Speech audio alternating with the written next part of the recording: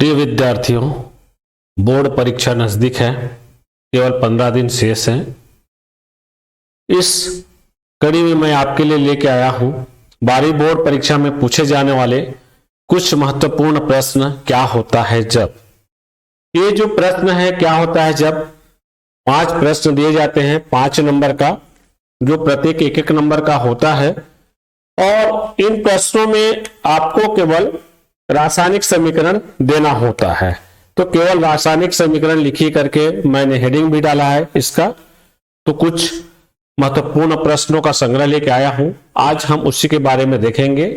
आपको प्रश्न पूछा जाएगा क्या होता है जब, तो उसका आंसर कैसे देंगे आज वो मैं बता रहा हूं, और जैसे बताया जाएगा वैसे ही आंसर आप लिखेंगे। बहुत ही ये स्कोरिंग होता है, गणित जैसा सवाल है। आप समीकरण को सही से लिख लेते हैं तो 1 नंबर भी नहीं करता, पूरे अंक मिलेंगे। लेकिन कहीं 1 अंक की त्रुटि, कहीं भी त्रुटि किए थोड़ा सा तो पूरे अंक कट जाते हैं। इसलिए आपको सावधानी पूर्वक प्रश्न को समझते हुए हल करना होगा।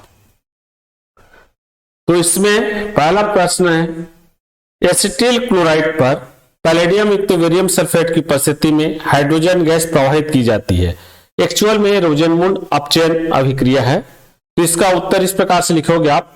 देखिए, एसिटिल क्लोराइड हो गया और हाइड्रोजन गैस प्रवाहित की जाती है, H2 है, पैलेडियम युक्त बेरियम सल्फेट है। आप चाहें तो नीचे में जाइलिन लिख सकते हैं, क्योंकि इसमें जाइलिन शब्द का प्रयोग नहीं किया है इसलिए मैंने नहीं लिखा है, पर रोजेनमुंड अपचयन में आपको जाइलिन लिखना होता है।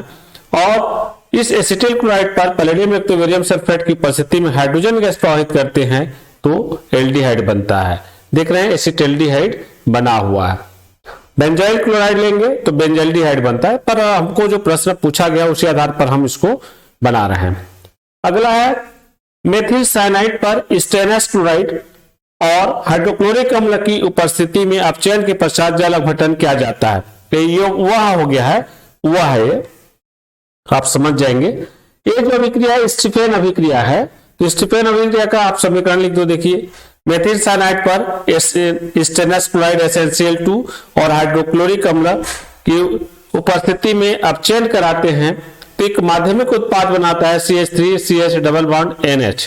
अब जिसका जल अपघटन करते हैं तो यहां भी एल्डिहाइड बनता है, एसिटिल्डिहाइड बन रहा है।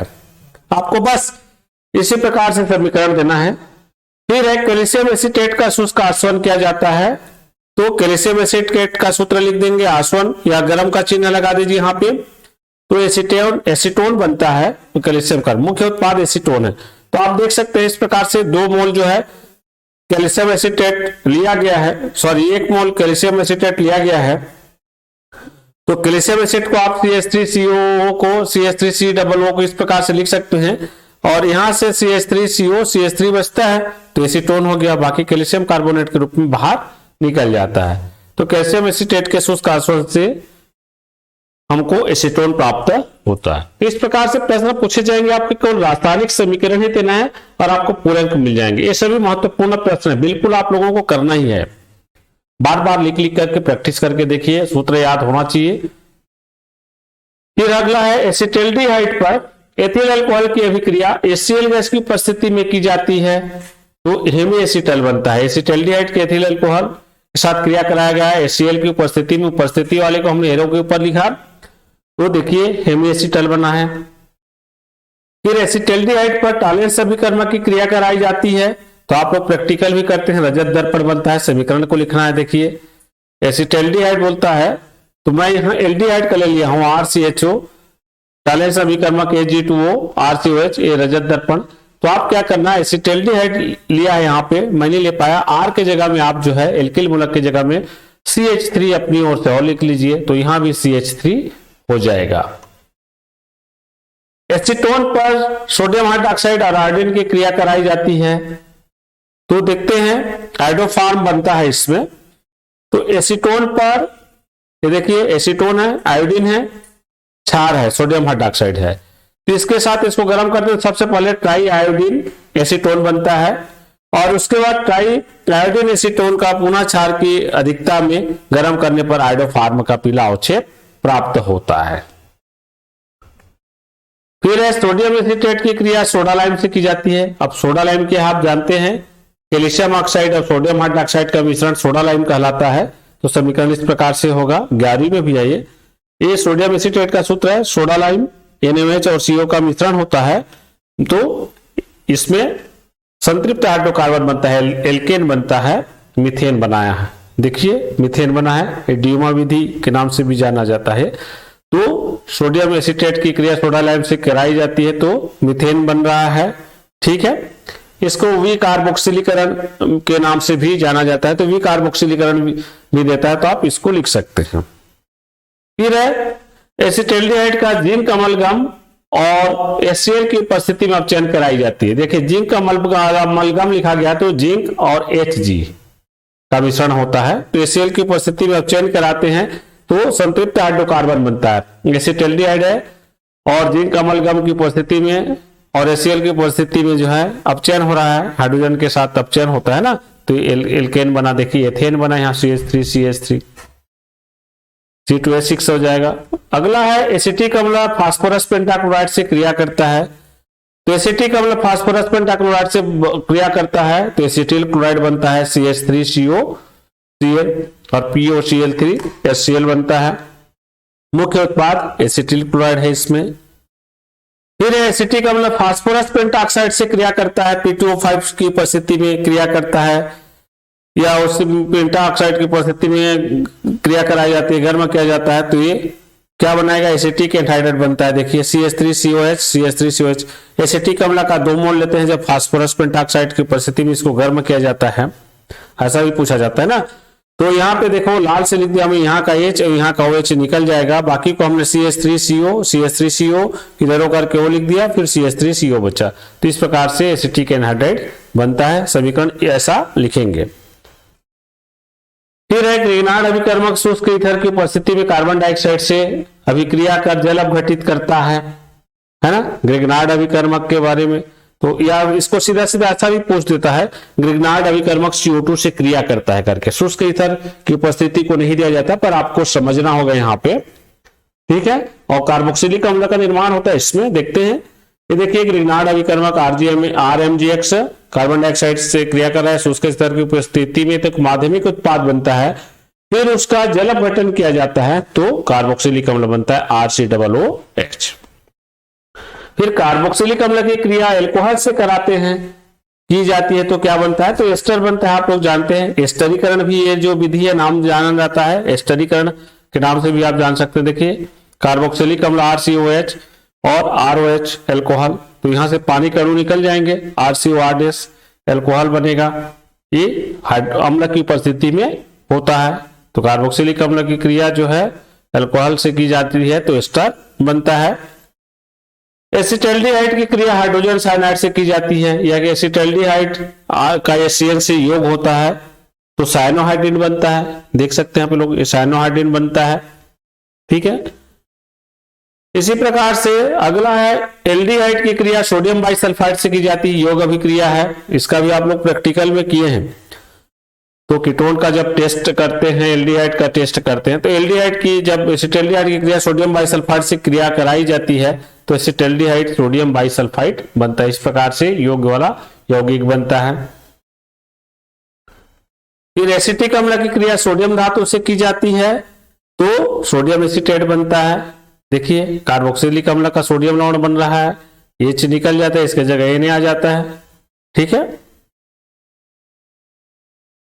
फिर फॉर्मेल्डिहाइड की क्रिया सांद्र NaOH से की जाती है, एक कैनिजारो अभिक्रिया है ना, तो 2 मोल फॉर्मेल्डिहाइड लिया जाता है इसमें। तो 2 मोल फॉर्मेल्डिहाइड की क्रिया जब क्षार से की जाती है, सांद्र क्षार से, तो एक तो एल्कोहल बनता है और दूसरा लवण बनता है ना, तो एक मेथिल एल्कोहल बनेगा, दूसरा सोडियम फॉर्मेट बनता है। अगला है एसिटिलीन, जिसको एथिलीन भी बोला जाता है, ठीक है। एसिटिलीन इथाइन है, इथिलीन नहीं है ये। एसिटिलीन शब्द का प्रयोग किया गया है तो C2H2, यहां पे एथिलीन लिखा गया है, एथिलीन नहीं होगा, ठीक है, एथाइन होगा। को 1% मर्क्यूरिक सल्फेट और तनु H2SO4 40% तनु H2SO4 में प्रवाहित की जाती है। यहां पे तनु आ गया है, नहीं आएगा, क्या होगा, तो देखिए एसिटिलीन है, एथिलीन को काट देना, ठीक है। एसिटिलीन की क्रिया क्लियराई जा रही है मर्क्यूरिक सल्फेट और तनु सल्फ्यूरिक अम्ल की उपस्थिति में, है ना। तो 1% लिया जाता है इसको, तो ये जो माध्यमिक उत्पाद बना के एसिटल्डिहाइड बना देता है। कहने का मतलब जो है अम्ल की उपस्थिति में जल का योग हो रहा है एसिटिलीन का, है ना, या बोल सकते हैं एसिटिलीन या एथाइन, यहाँ एथिलीन लिखा गया है, एथाइन पढ़ेंगे, को 1% मर्क्यूरिक सल्फेट और तनु सल्फ्यूरिक अम्ल में प्रवाहित की जाती है तो एसिटल्डिहाइड बनता है। फिर एसिटिक अम्ल पर हाइड्रोजनिक अम्ल की क्रिया होती है, तो एसिटिक अम्ल पर हाइड्रोजनिक अम्ल की क्रिया जो है सामने सल्फ्यूरिक अम्ल की उपस्थिति में किया जाता है तो प्राथमिक एमीन बनता है, CH3NH2 बनता है। कैल्शियम एसीटेट को कैल्शियम फॉर्मेट के साथ गर्म करते हैं, तो कैल्शियम फॉर्मेट को कैल्शियम एसीटेट को, ये कैल्शियम एसीटेट है, कैल्शियम फॉर्मेट के साथ गर्म करते हैं तो एसिटल्डिहाइड बनता है। देखिए एल्डिहाइड बन रहा है, तो इस प्रकार से आपको समीकरण लिखना होगा। फिर है प्रोपियानिक अम्ल पर ब्रोमीन की अभिक्रिया फास्फोरस की उपस्थिति में की जाती है, तो प्रोपियानिक अम्ल का सूत्र लिख करके ब्रोमीन और फास्फोरस लिखा गया, अल्फा ब्रोमो प्रोपियानिक अम्ल बनेगा, ये समीकरण देना है। फिर एल्किल हैलाइड को सोडियम धातु के साथ शुष्क ईथर की उपस्थिति में गर्म किया जाता है, ये ऊर्जा अभिक्रिया को बता रहा है। तो देखिए 2 मोल एल्किल हैलाइड, 1 मोल और 2 मोल सोडियम धातु है, तो आप जब देख रहे हैं रेड वाला R जुड़ जाएगा, संतृप्त हाइड्रोकार्बन बनता है, एल्केन बनता है, R हमने लिख दिया है। फिर डाइएथिल ईथर को सांद्र HI के साथ गर्म किया जाता है, तो डाइएथिल ईथर को सांद्र HI के साथ गर्म करने पर एथिल आयोडाइड बनता है या एल्किल आयोडाइड बनता है, ऐसा आप बोल सकते हैं, तो एथिल आयोडाइड बन रहा है।